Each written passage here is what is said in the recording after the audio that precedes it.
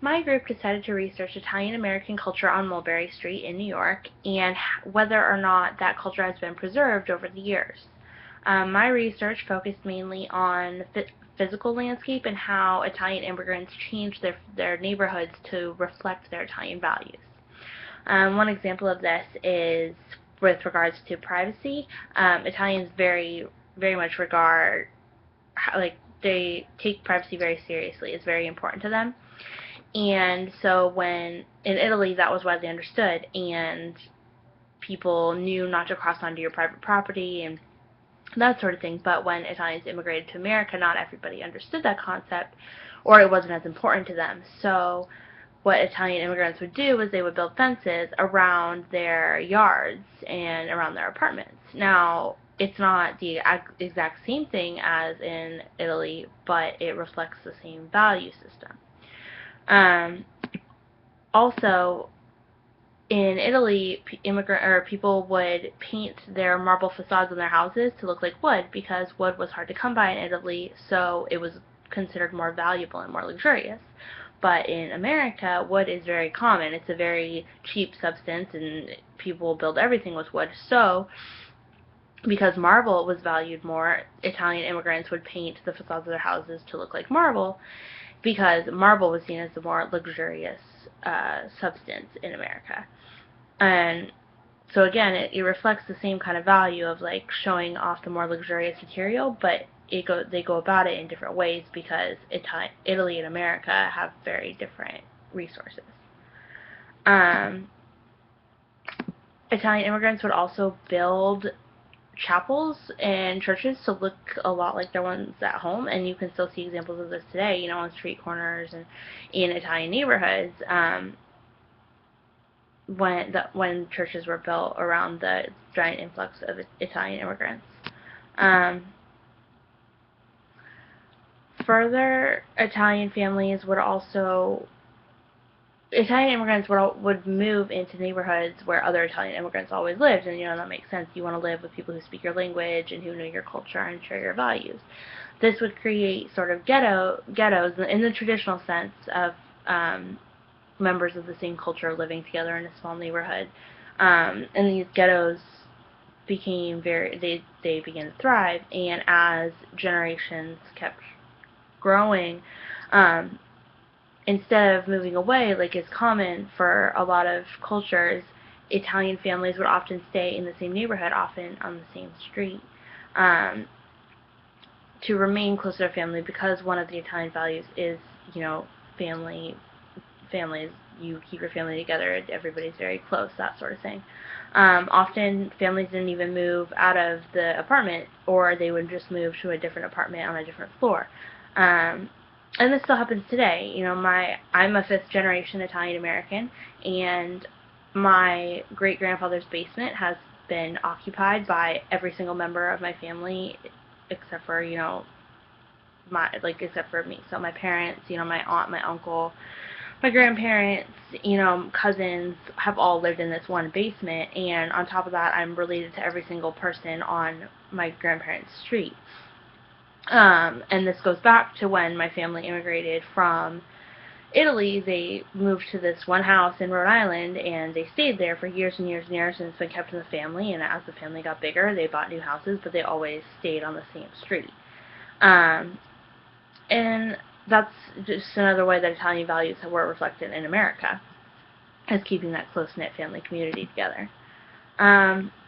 My research also focused a lot on Italian traditions, and how whether or not they've been preserved over the years. And one of those traditions is festivals. Italians would have religious festivals to celebrate different saints. For example, the Festival of San Gennaro on Mulberry Street is a very popular one. And, it was really an occasion for Italian Americans to go to church in the morning, and then, have a huge feast with all of the neighbors and all of the members of the community. But as time went on, these festivals became less prominent, and so, or different organizations, for example, Lyra, which I know Dakota talked about in her video, they would come in and try to commercialize these festivals to get tourists to come and visit, and In doing so, these festivals lost a lot of their religious significance and became more of a tourist attraction for a place for tourists to come and get, traditional Italian food and see traditional Italian culture, even though it really isn't traditional anymore. It's just a way to let tourists see, you know, Italian culture, but it really isn't. These festivals don't really have the same religious significance as they did when they originally started. One tradition that is on a smaller scale but is still very prominent in Italian families is Sunday dinner. Because families were so close knit and that was such a high value in Italian culture, families would come together after church on Sundays to have a multi-course meal, traditional Italian meal, with the entire family, and often these meals would take up the entire day. You would go over around noon, and the matriarch, it was always at the matriarch's house, and the matriarch had been cooking all day, and the family would sit down and have dinner together, and this happened every Sunday like clockwork. It wasn't an optional thing. And this is still very prominent today. I know in my family, while I don't live with the majority of my Italian American family, I know that my grandparents still have my aunt and my cousins over every Sunday, my great grandfather, and they all come over every Sunday for dinner. My grandma cooks all day. She cooks traditional Italian food. And like I said before, I'm a fifth generation Italian American. Nobody in my family was born in Italy. That's just an aspect of that culture that we have retained through the years. However, as I mentioned before, commercialization has become very prominent in Italian American culture, and that has had some negative effects on Italian culture. For example, I know Dakota mentioned that in getting tourists to value Italian American culture, they had to change it a little bit and make it less traditional per se, I guess. However, another factor that goes into the loss of Italian American culture is that there just are less Italian Americans. Italian immigration was in its prime in the early 1900s, but has slowly decreased throughout the years to now there are very few Italian immigrants each year. And in fact, the number of foreign-born Italian Americans has declined each year since 1980. And another factor is that those who were born in Italy are senior citizens now. The Italian immigration has tapered off so much in recent years that few traditional Italian Americans still remain. And so as the culture gets older, the youth are not as interested in retaining that culture, and so it slowly gets lost. And I know one huge aspect of Italian culture is word of mouth. My grandparents, for example, they have all of these Italian recipes for food, and we ask them to pass them, or I have asked them to pass them on to me so that I can pass them on to my children, and they can't, just simply because they're not written down. These recipes are all in their head. They don't really know. They can't write them down, and nor do they really know how to teach them to me, and I know that's the same for a lot of families. So a lot of that culture is lost when those members of the family pass away, because it simply wasn't seen as pertinent to write them down. And that goes back to what I know Dakota said in her video about how education wasn't as highly valued in Italian society, and so a lot of Italian Americans didn't value it as much. And but it is a very huge aspect of American culture, which provides a little bit of a disconnect.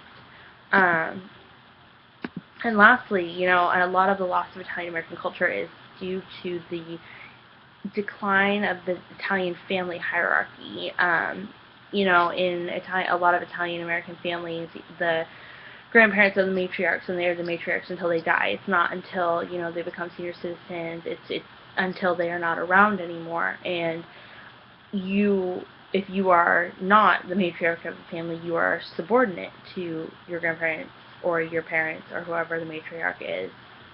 And you basically essentially do what they say. You follow their rules. But that is not really an American value. People in America are taught to be individual, like to look out for themselves, to be individualists. Your family's important, but it's not more important than you, that sort of thing. And so as the younger generations got older, they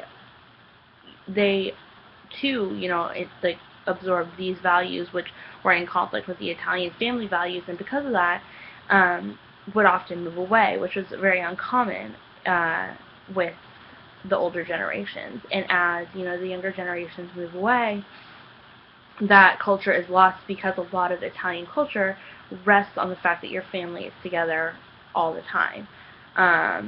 And so that too is another factor of the loss of Italian American culture. It's just that they don't all live together anymore. It's very sporadic, and because a lot of Italian traditions are community things, when you don't live in a community of Italian Americans, it's hard to uphold those traditions.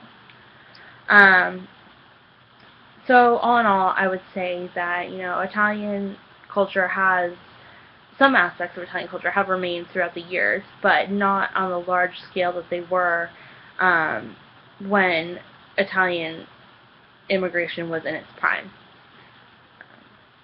And it's a sad thing. I know my grandparents used to live in a very Italian neighborhood, and I remember going to Italian bakeries when I was a kid and getting traditional Italian food, and everybody was Italian, and I know that that's just not around anymore. You go to my grandparents' neighborhood, and the bakeries have shut down, and the restaurants are closed, and people just don't value those things anymore. And because of that, I value the aspects that have remained, but I think that just American culture sometimes just didn't really allow for all of Italian American culture to be prevalent.